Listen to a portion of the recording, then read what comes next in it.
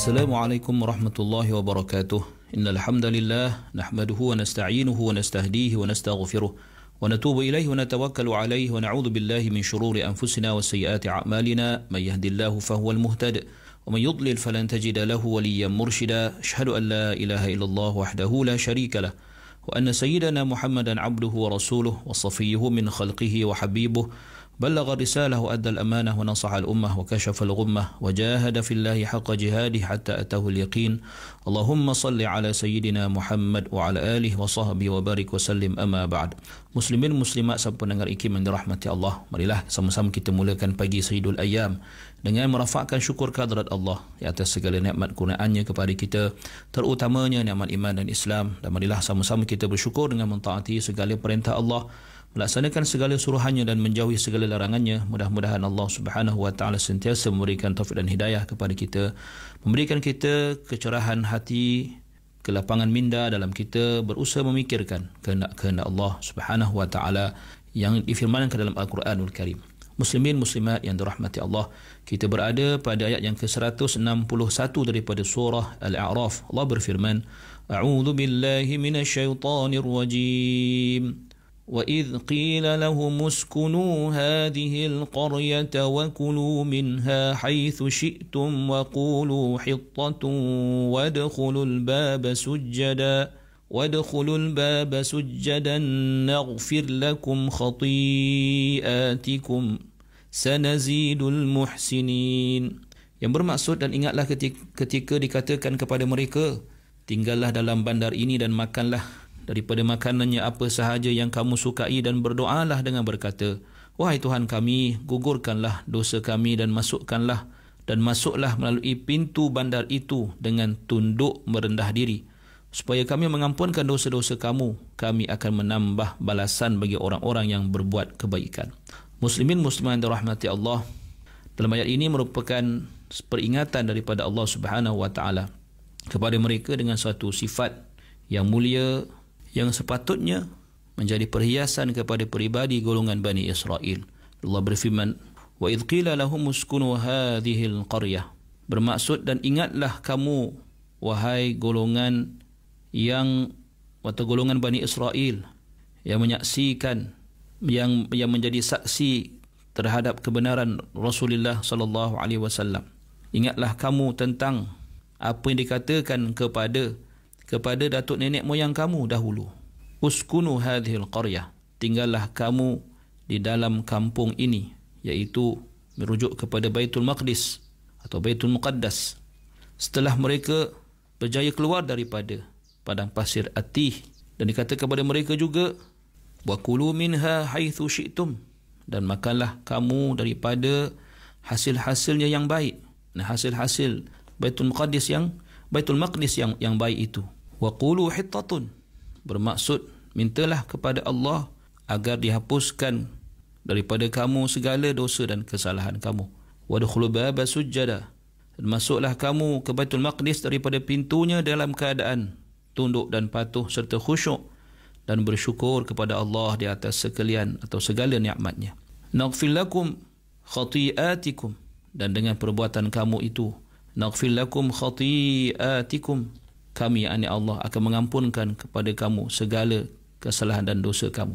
Muslimin muslimat yang dirahmati Allah Subhanahu wa taala, jelas kepada kita bagaimana Allah Subhanahu wa taala memberitahu tentang keampunan yang Allah taala janjikan kepada Bani Israel daripada kesalahan-kesalahan telah mereka lakukan dengan menuruti segala perintah Allah Subhanahu wa taala, terutama yang berkaitan dengan Baitul Maqdis, yang mana Allah perintahkan mereka, dan jika mereka melakukan segala perintah Allah Ta'ala itu dengan penuh kesyukuran dan ketundukan pada Allah Subhanahu wa Ta'ala, pasti keampunan Allah buat mereka. Dan Allah menyatakan, sanazidul muhsinin. Allah Ta'ala telah memerintahkan mereka untuk melakukan semua itu, dan untuk menyatakan atau untuk mengatakan suatu kata-kata yang telah disebutkan bagi menunjukkan bahawa kemenangan mereka mengatasi musuh-musuh mereka merupakan nikmat yang termasuk dalam nikmat yang paling hebat, yang sepatutnya menjadi asbab untuk mereka bersyukur dengan sebenar-benarnya kepada Allah Subhanahu wa taala. Kerana itu Nabi sallallahu alaihi wasallam telah menunjukkan kepada kita betapa tunduk dan khusyuknya Nabi sallallahu alaihi wasallam kepada Allah Subhanahu wa taala, dan bagaimana Nabi sallallahu alaihi wasallam bersyukur tatkala diberikan kemenangan dan ditewaskan musuh-musuhnya, terutamanya ketika mana berlaku pembukaan kota Mekah. Nabi sallallahu alaihi wasallam dan para sahabat memasukinya dengan penuh ketundukan kepada Allah Subhanahu wa taala.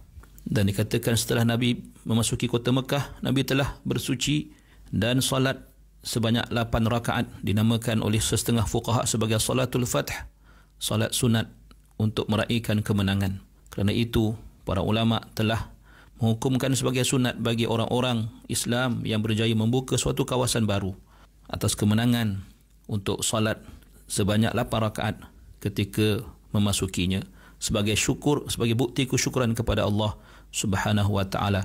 Dan begitulah yang diamalkan oleh Sa'ad bin Abi Waqqas radhiyallahu anhu tatkala berjaya memasuki kota Kisra dan melakukan solat yang sama.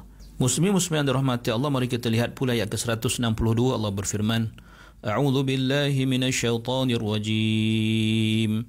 فبدل الذين ظلموا منهم قولا غير الذي قيل لهم فأرسلنا عليهم رجزا من السماء بما كانوا يظلمون. Yang bermaksud, maka orang-orang yang zalim di antara mereka menukarkan perintah itu dengan perkataan yang tidak dikatakan kepada mereka. Oleh itu kami turunkan azab dari langit menimpa mereka dengan sebab kezaliman yang mereka lakukan. Muslimin muslimat yang dirahmati Allah, Imam Ibn Katsir menyatakan bahawa kesimpulan daripada apa yang disebutkan oleh para ahli tafsir tentang hal ini dan apa yang dilihat daripada konteks ayat ini ialah mereka telah menukar perintah Allah Subhanahu wa taala kepada mereka, yang mana Allah perintahkan mereka untuk masuk ke dalam Baitul Maqdis dalam keadaan sujud, iaitu dalam keadaan tunduk, khusyuk, merendahkan diri kepada Allah Subhanahu wa taala. Sebaliknya mereka masuk ke dalam Baitul Maqdis dalam keadaan merangkak dan sambil mengangkat kepala-kepala mereka. Mereka diperintahkan untuk menyatakan hittah, yang bermaksud hapuskan daripada kami dosa-dosa kami ya Allah. Tapi mereka memandang remeh, mempermain-mainkannya dan mengatakan hintatun fi sya'irah, satu ucapan dan perlakuan yang menunjukkan perangai mereka yang mempermain-mainkan perintah Allah Subhanahu wa taala. Kerana itu Allah Subhanahu wa taala menurunkan pada mereka azab dan siksa disebabkan kedegilan mereka itu. Muslimin muslimat yang dirahmati Allah, Imam Bukhari daripada Abu Hurairah radhiyallahu anhu, Nabi sallallahu alaihi wasallam bersabda, dikatakan, yang bermaksud dikatakan kepada Bani Israel, masuklah kamu ke dalam Baitul Maqdis melalui pintu dalam keadaan sujud dan katakanlah hittah. Lalu mereka menukar ganti perintah itu dan masuk ke dalam Baitul Maqdis dalam keadaan merangkak. Lalu mereka berkata hintatun fi sya'irah atau habbatun fi sya'irah, dan ia merupakan suatu bentuk sikap yang mempermain-mainkan perintah Allah Subhanahu wa taala yang tidak diizinkan Allah Subhanahu wa taala. Fa arsalna 'alaihim rijzan minas samaa'i bima kanu yadhlimun.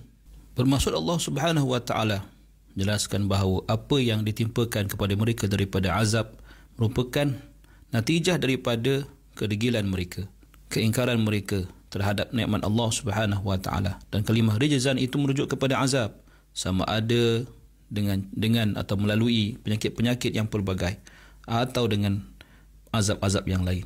Dan di dalam Al-Quran itu menunjukkan bahawa azab tersebut telah didatangkan oleh Allah kepada mereka daripada langit, menunjukkan bahawa ia azab yang tidak mungkin dapat dihalang atau dielakkan.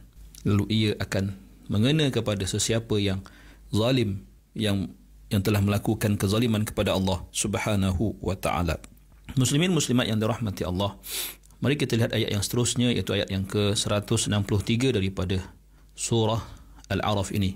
Allah berfirman, A'udzu billahi minasyaitonir rajim. واسألهم عن القرية التي كانت حاضرة البحر إذ يعدون في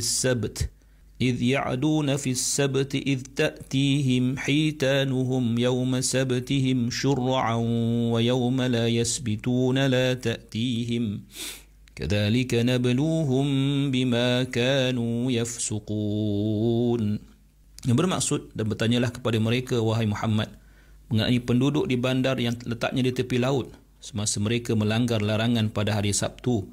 Ketika datang kepada mereka pada hari Sabtu itu ikan-ikan yang menjadi ujian kepada mereka, yang kelihatan timbul di permukaan air, sedang pada hari-hari lain ikan-ikan itu tidak pula datang kepada mereka. Demikianlah kami menguji mereka dengan cubaan itu kerana mereka sentiasa berlaku fasik. Muslimin muslimat yang dirahmati Allah. Allah menyuruh Nabi sallallahu alaihi wasallam, tanyalah wahai Muhammad sallallahu alaihi wasallam terhadap atau kepada golongan Yahudi yang ada bersama-sama kamu ketika di Madinah, bagaimana keadaan datuk nenek moyang mereka yang dahulunya bersikap mempermain-mainkan dengan menghalalkan apa yang Allah haramkan, dan mereka dapati kisah dan cerita itu di dalam kitab-kitab mereka dan mereka tidak akan mampu untuk menyembunyikannya, supaya mereka mengambil pengajaran terhadap apa yang berlaku kepada tok nenek moyang mereka itu yang telah melakukan sesuatu yang mengundang murka Allah.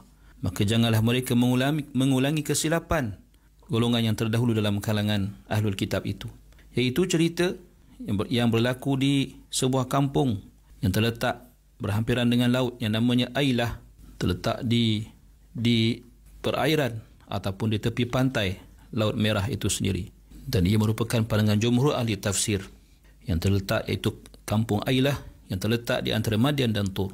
Idh ya'duna fi sabz, tatkala mereka melakukan kezaliman dan melampaui batasan dan ketetapan Allah Subhanahu wa taala dengan melakukan aktiviti menangkap ikan pada hari Sabtu.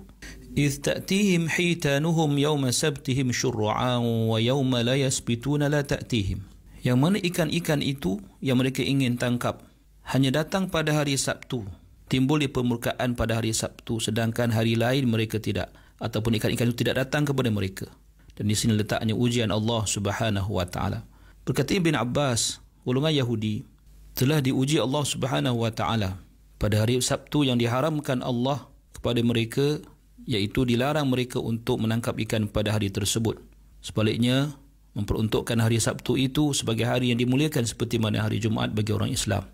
Maka apabila tiba hari Sabtu, ikan-ikan begitu banyak timbul di permukaan air yang sepatutnya mudah untuk mereka tangkap. Namun apabila berlalu hari Sabtu atau di luar hari Sabtu, ikan itu tidak ada ataupun tidak timbul di permukaan, melainkan pada Sabtu yang akan datang. Maka di sini letaknya ujian Allah Subhanahu wa taala kepada golongan Bani Israel ketika itu. Kadzalika nabluhum bima kanu yafsuqun. Bermaksud yang demikian itu, iaitu ujian Allah kepada mereka, iaitu timbulnya ikan pada hari Sabtu yang mereka tidak dibenarkan untuk menangkap ikan, sedangkan ikan itu bersembunyi dan tidak timbul pula pada hari yang lain, hari yang mereka dibenarkan untuk menangkap ikan. Dan ujian itu adalah daripada Allah Subhanahu wa taala, dan ia adalah disebabkan atau sebagai satu hukuman kepada mereka disebabkan sikap mereka yang selalu melampaui batas dan hukuman Allah Subhanahu wa taala. Jumhur ahli tafsir menyatakan bahawa penduduk kampung ataupun Al-Ailah itu terdapat 3 kumpulan. Yang pertama, kumpulan yang melampaui batas pada hari Sabtu, yang melampaui undang-undang dan ketetapan Allah Subhanahu wa taala dengan sengaja dan berterusan. Kumpulan yang kedua ialah kumpulan yang menasihati mereka supaya berhenti daripada melakukan perkara yang dilarang Allah Subhanahu wa taala itu.